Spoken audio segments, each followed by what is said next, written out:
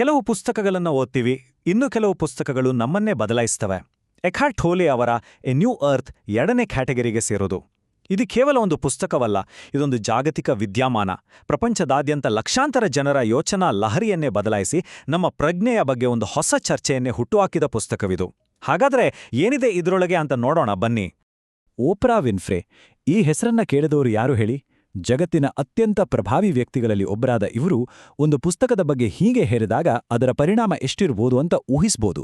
ಈ ಒಂದು ಮಾತಿನಿಂದ ಎ ನ್ಯೂ ಅರ್ತ್ ಕೇವಲ ಒಂದು ಪುಸ್ತಕವಾಗಿ ಉಳಿಯಲಿಲ್ಲ, ಅದೊಂದು ಜಾಗತಿಕ ಸಂವಾದದ ಕೇಂದ್ರಬಿಂದುವಾಗಿ ಹೋಯಿತು. ಈ ಸಂಖ್ಯೆ ನೋಡೆ, 20 ಲಕ್ಷ. ಇದು ಕೇವಲ ಒಂದು ನಂಬರ್ ಅಲ್ಲ. ಓಪ್ರಾ ಮತ್ತು ಟೋಲೆ ಒಟ್ಟಿಗೆ ನಡೆಸಿದ 10 ವಾರಗಳ ಆನ್ಲೈನ್ ಕ್ಲಾಸಿಗೆ ಸೇರಿದ ಜನರ ಸಂಖ್ಯೆ ಇದು. ಒಂದು ಪುಸ್ತಕದ ಬೋಧನೆಗಳು ಎಬ್ಬಿಸಿದ ಅಲೆ ಎಷ್ಟೊಂದು ದೊಡ್ಡದು ಅನ್ನೋದಕ್ಕೆ ಇದಕ್ಕಿಂತ ದೊಡ್ಡ ಸಾಕ್ಷಿ ಬೇಕಿಲ್ಲ. ಹಾಗಾದ್ರೆ ಇಷ್ಟೊಂದು ದೊಡ್ಡ ಸಂಚಲನ ಸೃಷ್ಟಿ ಮಾಡಿದ ಈ ಪುಸ್ತಕ ಮತ್ತೆ ಇದರ ಲೇಖಕ, ಇವರ ಹಿನ್ನೆಲೆ ಏನು? ಈ ವಿದ್ಯಮಾನ ಶುರುವಾಗಿದ್ದು ಹೇಗೆ? ಎಕಾರ್ಟ್ ಟೊಲ್ಲೆ ಅವರ ಪಯಣ ಶುರುವಾಗಿದ್ದು 1997ರಲ್ಲಿ ದ ಪವರ್ ಆಫ್ ನೌ ಅನ್ನೋ ಪುಸ್ತಕದ ಮೂಲಕ. ಆಗ್ಲೇ ಅವರ ಚಿಂತನೆಗಳು ಸಾಕಷ್ಟು ಜನರ ಗಮನ ಸೆಳೆದಿದ್ವು. 2005ರಲ್ಲಿ ಎ ನ್ಯೂ ಅರ್ತ್ ಮೂಲಕ ಆ ಚಿಂತನೆಗಳಿಗೆ ಇನ್ನಷ್ಟು ಆಳ ಸಿಕ್ತು. ಆದರೆ ನಿಜವಾದ ಟರ್ನಿಂಗ್ ಪಾಯಿಂಟ್ ಸಿಕ್ಕಿದ್ದು 2008ರಲ್ಲಿ. ಓಪ್ರಾ ಅವರ ಬುಕ್ ಕ್ಲಬ್ಗೆ ಆಯ್ಕೆಯಾದ ಮೇಲೆ ಟೋಲೆ ಜಾಗತಿಕ ಮಟ್ಟದಲ್ಲಿ ಒಬ್ಬ ಆಧ್ಯಾತ್ಮಿಕ ಗುರುವಾದ್ರು. ಪ್ರತಿಯೊಂದು ದೊಡ್ಡ ಕಥೆಯಲ್ಲೂ ಒಬ್ಬ ವಿಲನ್ ಇರಲೇಬೇಕಲ್ವಾ? ಎ ನ್ಯೂ ಅರ್ತ್ ಪುಸ್ತಕದ ಪ್ರಕಾರ ಆ ವಿಲನ್ ಎಲ್ಲೋ ಹೊರಗಡೆ ಇಲ್ಲ, ನಮ್ಮೆಲ್ಲರೊಳಗೇ ಇದ್ದಾನೆ. ಅದನ್ನೇ ಟೋಲೆ ಮಾನವ ಅಹಂ ಅಂತ ಕರೀತಾರೆ. ಹಾಗಿದ್ರೆ ಈ ಅಹಂ ಅಂದ್ರೆ ಏನು? ಟೋಲೆ ಪ್ರಕಾರ ಇದು ನಾವೇ ಅಲ್ಲದ ಒಂದು ಸುಳ್ಳು ಗುರುತು. ಅಂದ್ರೆ ನಾನೇ ನನ್ನ ಕೆಲಸ, ನಾನೇ ನನ್ನ ಆಸ್ತಿ, ನನ್ನ ಯೋಚನೆಗಳೇ ನಾನು ಅಂತ ನಾವು ಅನ್ಕೋತೀವಲ್ಲ, ಅದೇ ಅಹಂ. ಇದೇ ನಮ್ಮೆಲ್ಲ ನೋವು, ಜಗಳ, ಸಂಘರ್ಷಕ್ಕೆ ಮೂಲ ಕಾರಣ ಅಂತ ಅವರು ಹೇಳ್ತಾರೆ. ಈ ಅಹಂ ನಮ್ಮ ದಿನನಿತ್ಯದ ಜೀವನದಲ್ಲಿ ಹೇಗೆ ಕಾಣಿಸ್ಕೊಳ್ಳುತ್ತೆ ಯೋಚನೆ ಮಾಡಿ ನೋಡಿ. ವಾದ ಮಾಡುವಾಗ ನಾವೇ ಸರಿ ಅಂತ ಸಾಧಿಸೋದು, ಬೇರೆಯವ್ರನ್ನ ನೋಡಿದಾಗ ಅವರಿಗಿಂತ ನಾವೇ ಶ್ರೇಷ್ಠ ಅಂದ್ಕೊಳ್ಳೋದು, ಸಣ್ಣಪುಟ್ಟ ವಿಷಯಕ್ಕೂ ಬೇಜಾರು ಮಾಡ್ಕೊಳ್ಳೋದು, ಇವೆಲ್ಲವೂ ಅಹಂ ಆಡೋ ಆಟಗಳು ಅಂತ ಟೋಲೆ ಹೇಳ್ತಾರೆ. ಈ ಮಾತು ಟೋಲೆ ಅವರ ವಾದದ ತಿರುಳನ್ನೇ ಹೇಳುತ್ತೆ. ನಾವು ಜಗತ್ತನ್ನ ಬದಲಾಯಿಸಬೇಕು ಅನ್ಕೋತೀವಿ, ಆದರೆ ನಮ್ಮೊಳಗಿನ ಯೋಚನಾ ಕ್ರಮವನ್ನೇ ಬದಲಾಯಿಸಿಲ್ಲ ಅಂದ್ರೆ ನಾವು ಮತ್ತೆ ಮತ್ತೆ ಅದೇ ಹಳೇ ಪ್ರಪಂಚವನ್ನ, ಅದೇ ಸಮಸ್ಯೆಗಳನ್ನ ಸೃಷ್ಟಿ ಮಾಡ್ತಾನೆ ಇರ್ತೀವಿ. ಇದು ನಿಜಕ್ಕೂ ಯೋಚನೆ ಮಾಡಬೇಕಾದ ವಿಷಯ ಅಲ್ವಾ? ಸರಿ, ಈ ಅಹಂ ಅನ್ನೋ ವಿಲನ್ನಿಂದ ಪಾರಾಗೋದು ಹೇಗೆ? ಟೋಲೆ ಇದಕ್ಕೆ ಪರಿಹಾರ ಏನ್ ಹೇಳ್ತಾರೆ? ಬನ್ನಿ ಅವರು ತೋರಿಸೋ ದಾರಿಯನ್ನ ನೋಡೋಣ. ಟೋಲೆ 4 ಸರಳ ಆದರೆ ತುಂಬಾನೇ ಪವರ್ಫುಲ್ ಆದ ಸ್ಟೆಪ್ಸ್ಗಳನ್ನ ಹೇಳ್ತಾರೆ. ಮೊದಲನೇದಾಗಿ, ತಲೆಯಲ್ಲಿ ಬರೋ ಯೋಚನೆಗಳನ್ನ ಸುಮ್ಮನೆ ಗಮನಿಸಿ.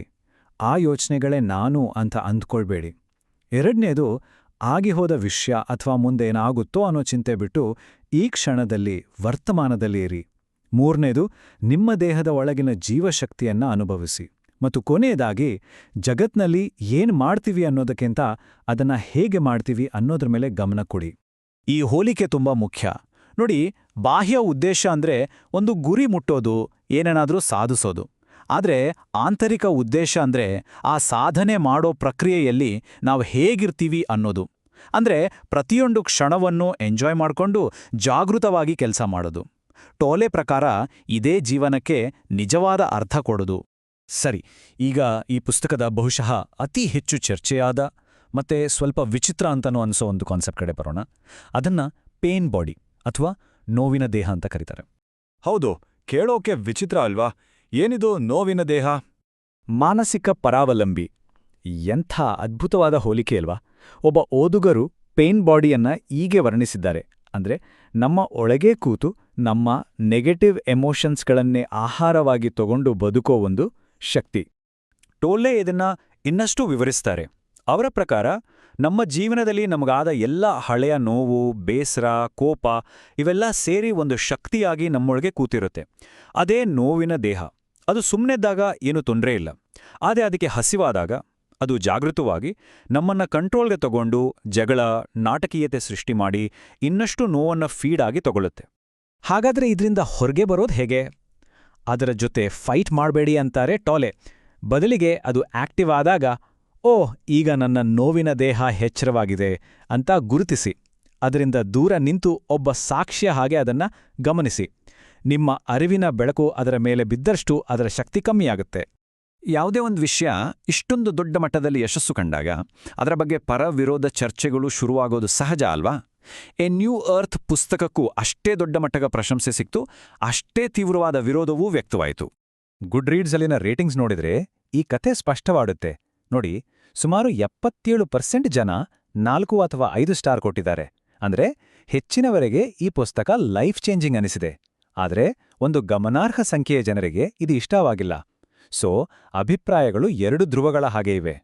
ಈ ಪುಸ್ತಕವನ್ನ ಇಷ್ಟಪಟ್ಟು ಲಾರಿ ಅವರಂತಹ ಲಕ್ಷಾಂತರ ಜನರ ಪ್ರಕಾರ ಇದು ಜೀವನವನ್ನೇ ನೋಡೋ ದೃಷ್ಟಿಯನ್ನ ಬದಲಾಯಿಸೋ ಪುಸ್ತಕ. ಟೋಲೆ ಅವರ ಭಾಷೆ ಸರಳವಾಗಿದೆ, ನೇರವಾಗಿದೆ ಮತ್ತು ತಕ್ಷಣಕ್ಕೆ ಅಳವಡಿಸ್ಕೊಳ್ಬೋದು ಅನ್ನೋದು ಇವರ ಅಭಿಪ್ರಾಯ. ಆದರೆ ಇನ್ನೊಂದು ಕಡೆ ಬ್ರಿಟನಿ ಅವರಂತಹ ಓದುಗರು ಇದ್ದಾರೆ. ಅವರಿಗೆ ಟೋಲೆ ಹೇಳೋದು ತುಂಬಾನೇ ಅಬ್ಸ್ಟ್ರಾಕ್ಟ್, ಅರ್ಥ ಮಾಡ್ಕೊಳ್ಳೋಕೆ ಕಷ್ಟ ಮತ್ತು ಅವಾಸ್ತವಿಕ ಅಂತ ಅನ್ಸಿದೆ. ಇಂಥವರೇ ತುಂಬಿದ್ರೆ ನಾನ್ ಮಂಗಳ ಗ್ರಹಕ್ಕೆ ಹೋಗ್ತೀನಿ ಅನ್ನೋ ಅವರ ಮಾತು ಆ ಹತಾಶೆಯನ್ನ ತೋರಿಸಿದೆ. ಈ ಚರ್ಚೆ ಕೇವಲ ಇಷ್ಟಕ್ಕಷ್ಟಕ್ಕೆ ಸೀಮಿತವಾಗಿಲ್ಲ, ಇದು ಇನ್ನೂ ಆಳವಾದ ತಾತ್ವಿಕ ಮಟ್ಟಕ್ಕೆ ಹೋಗುತ್ತೆ. ಗ್ರೆಗ್ ಬಾಯ್ಡ್ ಅವರಂತಹ ಕ್ರಿಶ್ಚಿಯನ್ ದೇವತಾಶಾಸ್ತ್ರಜ್ಞರ ಪ್ರಕಾರ ಟೋಲೆ ಹೇಳುವ ಏಕತೆಯ ತತ್ವ ಅಂದ್ರೆ ಎಲ್ಲವೂ ಒಂದೇ, ನಾವೇ ಆ ದೈವಿಕ ಶಕ್ತಿಯ ಭಾಗ ಅನ್ನೋದು ಬೈಬಲ್ ಹೇಳುವ ಸಂಬಂಧದ ತತ್ವಕ್ಕೆ ವಿರುದ್ಧವಾಗಿದೆ. ಬೈಬಲ್ ಪ್ರಕಾರ ದೇವರು ಮತ್ತು ಮಾನವನ ನಡುವೆ ಒಂದು ಪ್ರೀತಿಯ ಸಂಬಂಧ ಇರುತ್ತೆ, ಅವರೆರಡೂ ಒಂದೇ ಅಲ್ಲ. ಇದು 2 ಬೇರೆ ಬೇರೆ ದೃಷ್ಟಿಕೋನಗಳ ನಡುವಿನ ಸಂಘರ್ಷ. ಸೊ ಒಟ್ಟಾರೆಯಾಗಿ ವಿಮರ್ಶಕರ ಮುಖ್ಯವಾದಗಳೇನು ಅಂದ್ರೆ, 1. ಟೋಲೆ ಇದೊಂದು ಧರ್ಮ ಅಲ್ಲ ಅಂತ ಹೇಳಿದ್ರೂ ಇದೊಂದು ಹೊಸ ನಂಬಿಕೆಯನ್ನೇ ಪ್ರಚಾರ ಮಾಡ್ತಿದ್ದಾರೆ. 2. ಅವರ ಏಕತೆಯ ಪರಿಕಲ್ಪನೆ ಸಂಬಂಧವನ್ನೇ ಮುಖ್ಯ ಅಂದುಕೊಳ್ಳೋ ದೃಷ್ಟಿಕೋನಕ್ಕೆ ಹೊಂದಿಕೆಯಾಗಲ್ಲ. 3. ಯೇಸು ಮತ್ತು ಕ್ರಿಶ್ಚಿಯನ್ ಧರ್ಮದ ಬಗ್ಗೆ ಅವರ ವ್ಯಾಖ್ಯಾನಗಳು ಐತಿಹಾಸಿಕವಾಗಿ ಸರಿಯಿಲ್ಲ. ಮತ್ತು 4. ಹಿಂದಿನದನ್ನು ಬಿಟ್ಟುಬಿಡಿ ಅನ್ನೋ ಅವರ ಸಲಹೆ ಅಪಾಯಕಾರಿ, ಯಾಕಂದ್ರೆ ನಾವು ನಮ್ಮ ತಪ್ಪುಗಳಿಂದ ಕಲಿಯೋದನ್ನೇ ಅದು ತಡೀಬೋದು. ಹಾಗಾದ್ರೆ ಈ ಎಲ್ಲಾ ಚರ್ಚೆಯ ಕೊನೆಯಲ್ಲಿ ನಾವು ಏನು ಯೋಚಿಸಬಹುದು? ಎಕಾರ್ಟ್ ಟೋಲೆ ಅವರು ಹೇಳುವ ಹೊಸ ಭೂಮಿ ಅನ್ನೋದು ನಿಜವಾಗಿಯೂ ಮಾನವ ಪ್ರಜ್ಞೆಯ ಒಂದು ವಿಕಾಸವೇ, ಅಥವಾ ಅದು ಕೇವಲ ನಮ್ಮ ವೈಯಕ್ತಿಕ ಶಾಂತಿಗಾಗಿ ಇರುವ ಒಂದು ಪ್ರಾಕ್ಟೀಸ್ ಅಷ್ಟೇನಾ? ಅಥವಾ ಇದೆಲ್ಲವೂ ವಾಸ್ತವದಿಂದ ದೂರ ಓಡಲು ಸೃಷ್ಟಿಸಿಕೊಂಡ ಒಂದು ಸುಂದರ ಭ್ರಮೆಯೇ? ಈ ಪ್ರಶ್ನೆಗೆ ಉತ್ತರ ಬಹುಶಃ ಪ್ರತಿಯೊಬ್ಬರ ಅನುಭವದಲ್ಲೇ ಅಡಗಿದೆ.